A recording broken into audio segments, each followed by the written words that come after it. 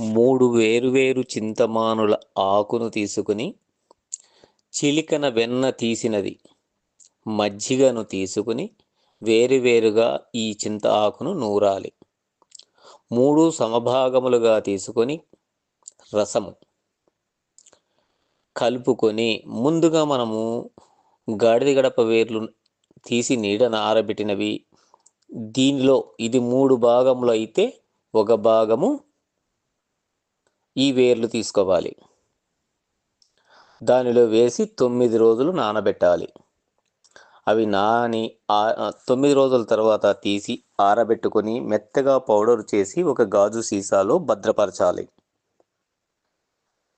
మనము వేరుశనగ విత్తనాలు ఆడించిన తర్వాత నూనె తీసి,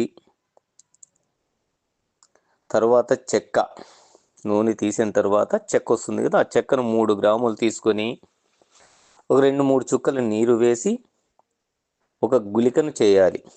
ఆ గుళికలో మధ్యలో ఒక చిటికెడు గాడిద గడప వేర్ల పౌడరు మనము గాజు సీసాలో భద్రపరిచినది వేసుకొని రాత్రిపూట గోరువెచ్చని నీటితో మింగవలెను.